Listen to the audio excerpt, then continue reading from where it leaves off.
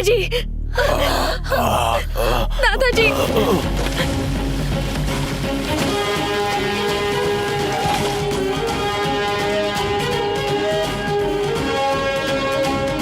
नमस्ते बाबा। खुश रहो। दादाजी, दादाजी।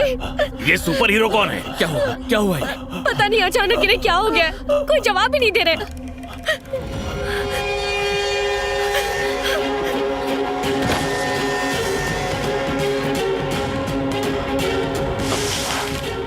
बहुत बह गया। मुझे रास्ता दीजिए। क्या कर रहे हो तुम? पहले ही सांस नहीं ले पा रहे हैं और तुम मिट्टी लगा रहे हो। चुप रहो। ये नारायण पहाड़ की मिट्टी है। इसके जर्रे जर्रे में श्री हरि विष्णु है।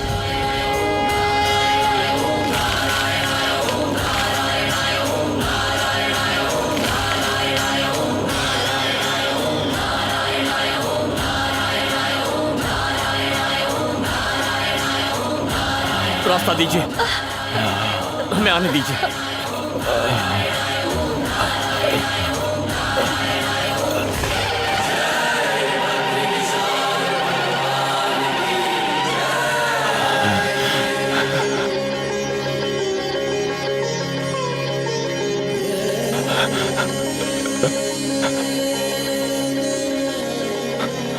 बद्री, सबको आरती दो।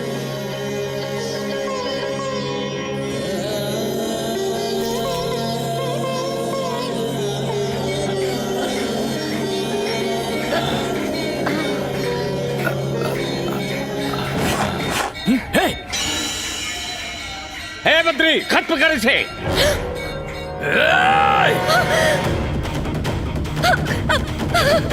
रोक।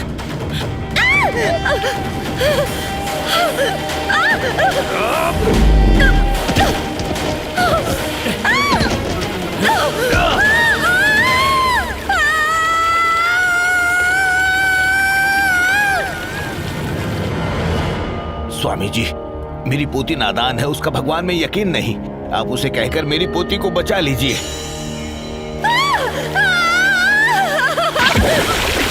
बद्री, उस लड़की को बचाओ।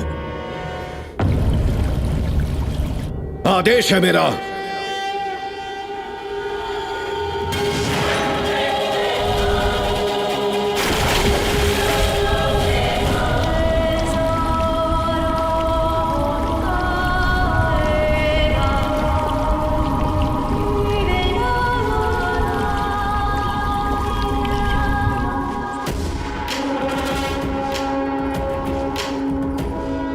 अरे वाह, चमत्कार पे चमत्कार। चुप करो बेटी अलकनंदा। बद्री जी गुरुजी।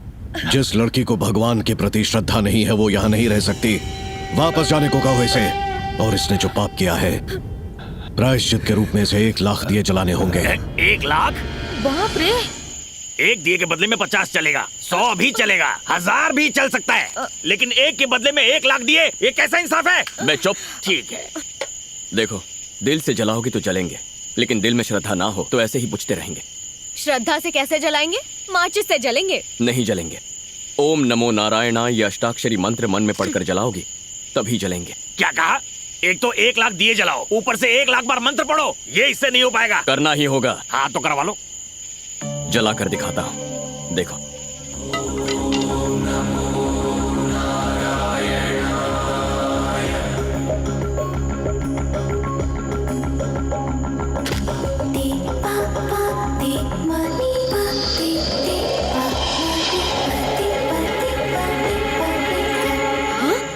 अलकनंदा, दिए ऐसे ही जलेंगे, तुम्हारे पास और कोई रास्ता नहीं है। मंत्र पढ़ो और दिए जलाओ। हाँ?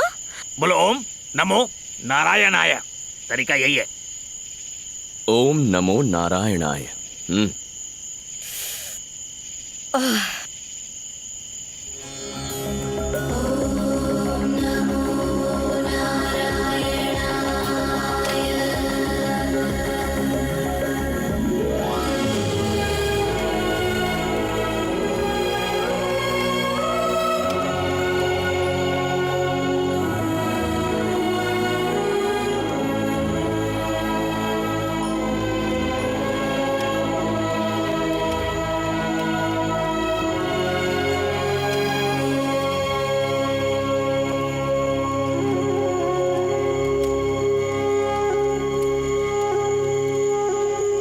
अलकनंदा, उसे मत जगाओ बेटा, कम से कम आज की रात उसे भगवान के चरणों में सोने दो।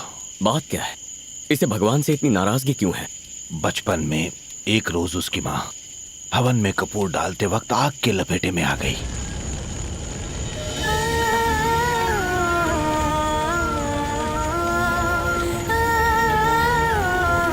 इस धागे से तुम्हारी हर बला, हर मुसीबत टल जाएगी। और ये खौफनाक मंजर उसकी आंखों के सामने हुआ था, इसीलिए अलकनंदा का विश्वास भगवान पर से उठ गया। ये जानने के बावजूद आप उसे यहाँ इस मंदिर में क्यों लेकर आए हैं? क्योंकि इस वक्त उसके सर पर खतरा मंडरा रहा है। सरकार की गाड़ी आ रही है।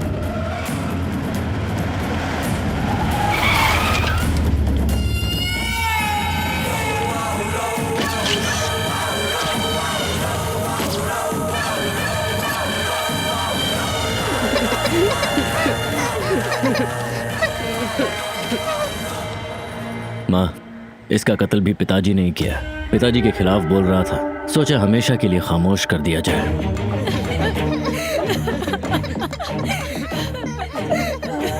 सरकार बाहर गए हैं। अंतिम क्रिया के बाद हमसे आकर मिलो। बिना वक्त गंवाए अंतिम संस्कार करो। बहन जी जरा रुकिए। मेरे पति जब जिंदा थे तब उन्होंने मुझे एक नसीहत की थी कि जब तक कोई बड़ा शख्स आकर मेरे मुंह में तुलसी का पान नहीं डालता तब तक अंतिम संस्कार नहीं करना। मैंने फोन किया था, बस आते ही होंगे।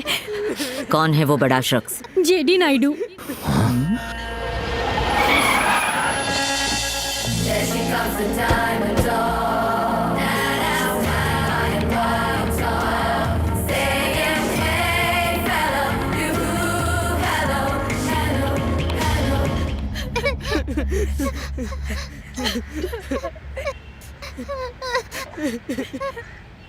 दादाजी नहीं आ पाएंगे, इसलिए मैं आई हूँ।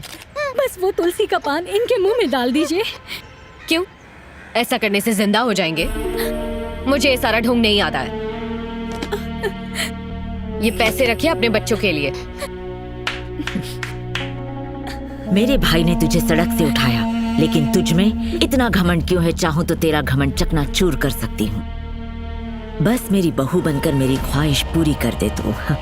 मुझे अपनी सास बना ले और जिस पिता ने तुझे गोद लिया था उसकी आत्मा को शांति पहुंचा। मेरे पिता की आत्मा की शांति की फिक्र आपको करने की कोई जरूरत नहीं है। मुझे तो आपको बुआ कहने में भी शर्म आती है, और आप चाहते हैं कि मैं आपको सासू माँ बुलाऊं? आपने अपने ही शादी के मंडप से भागकर अपने पिता को बेइज्जत किया था, फिर आप मुझे क्या इज्जत देंगी? आपसे तो बात करने में भी घिन आती है। मुझे तो समझ नहीं आ रहा मैंने आपकी बात का जवाब ही क्यों दिया। जब तक मेरी सांसें चल रही है तब तक मेरे मुंह से सासू माँ लफ्ज नहीं सुन सकती।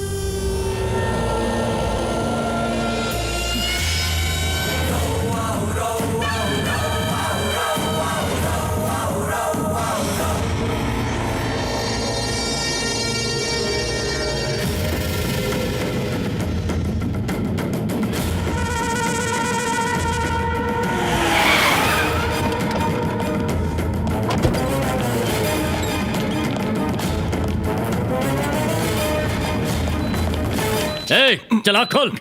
कौन हो तुम लोग? ये सब क्या कर रहे हो? अब आँख खुली, 1000 बार समझाया पर तू समझा नहीं। तेरी पोती ने अब हद पार कर दी है।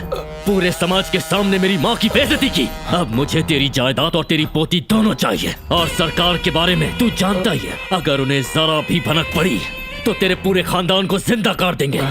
अगर मैं चाहता तो वहीं पर उसके टुकड़े कर सकता था, लेकिन मेरी माँ ने मुझे रोक लिया। उसे अपनी इस गलती की सजा जिंदगी भर भुगतनी पड़ेगी। ये जिंदगी कब तक है कोई नहीं जानता। मैं उसे अपनी पूरी जायदाद दे सकता हूँ, लेकिन उसकी हिफाजत नहीं कर सकता। बस इसीलिए उसे लेकर यहाँ आया हूँ। अब भगवान के लिए उसके दिल में यकीन जगाना ये तुम्हारी जिम्मेदारी है। अरे दादाजी, आप बेफिक्र हो जाइए। ये मेरे लिए चुटकी बजाने जैसा है। 7 दिन, सिर्फ 7 दिनों में अलकनंदा बद्रीनाथ के गुण गाने लगेगी। तुम क्या कर पाओगे? 7 मिनट में हम यहाँ से रवाना हो रहे हैं। चलिए दादाजी। अरे रुक जाओ बेटा, परसों पूर्णमासी है। उसी दिन तो तुम्हारे माता पिता गुजरे थे ना। कहते हैं उस दिन ब्रह्म कपाल में पिंडदान करना अच्छा होता है। ऐसा मौका हाथ से जाने नहीं देना चाहिए। इससे उनको शांति मिल जाएगी बेटा। दादाजी। मेरा कहा नहीं मानोगी? अच्छा ठीक है, आप कह रहे हैं इसीलिए यहाँ रुक रही हूँ। इसका चेहरा तो मुझे पसंद ही नहीं है। हो ही नहीं सकता, इस गांव में बद्री के चेहरे से खूबसूरत कुछ नहीं।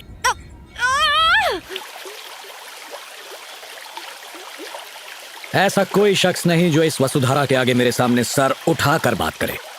सीएम हो या पीएम हो, सर झुकाना ही पड़ता है। अच्छा, तू क्या इतनी बड़ी तोप है? मैं कितनी बड़ी तोप हूँ, एल्बम देख ले, हिल जाएगा।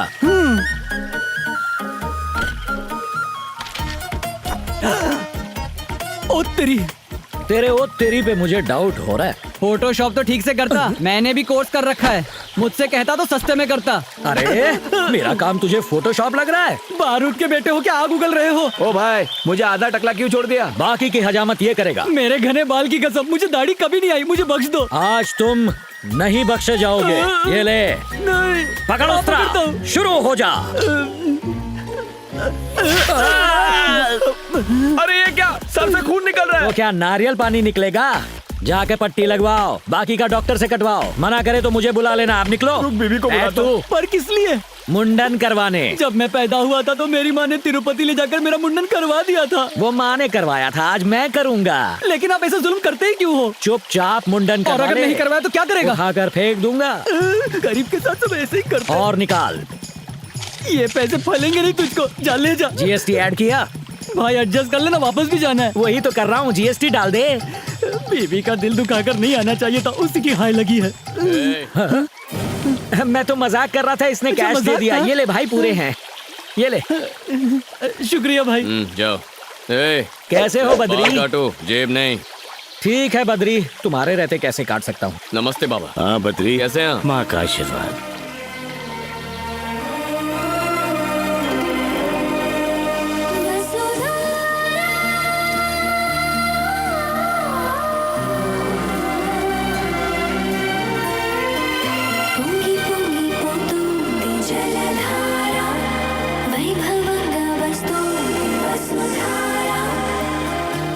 गौर से सुनिए, जिसके मन में भगवान के लिए श्रद्धा नहीं है, जो गुनहगार, फरेबी या धोखेबाज हो, वो वसुधरा के पास नहीं जाएगा।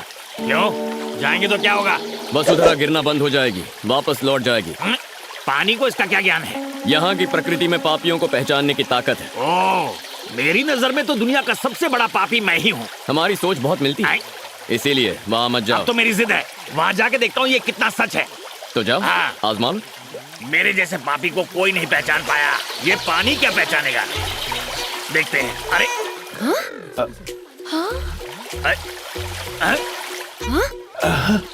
अब देखता हूँ। अरे रुक जाओ। बेशरम और बेहुदा इंसान, आखिर इस पवित्र स्थान पर आने की तुम्हारी हिम्मत कैसे हुई? निकालो इसे, निकालो इसे। अरे ये कौन नास्तिक है? इसे बद्रीनाथ से निकालो। जरूरत नहीं, मैं चला जाऊंगा यहाँ से। पापी हूँ तो कुछ भी बोलेंगे। मैंने बड़े बड़े पापी देखे हैं, पर तुम तो महापापी हो।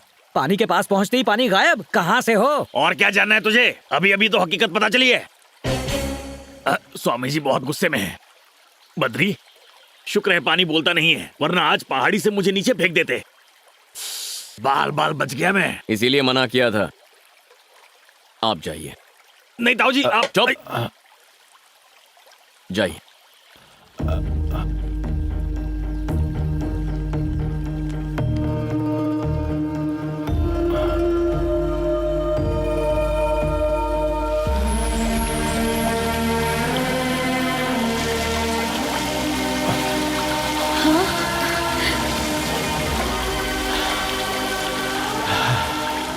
अलकनंदा, ताऊ जी नेक इंसान है, इसलिए उन पे पानी गिर रहा है, लेकिन तुम वहाँ गलती से भी मत जाना। समझो, मेरी बात समझो। मैं तो किसी तरह बच गया, लेकिन तुम्हें दूसरा मौका नहीं मिलेगा। आदमी गलत हो लेकिन बात सही करते हो। तुम चाहे कितने भी जन्म ले लो, वसुधरा तुम पे नहीं गिरेगी। वैसे मैं चाहती भी नहीं हूँ कि वसुधरा मेरे ऊपर गिरे।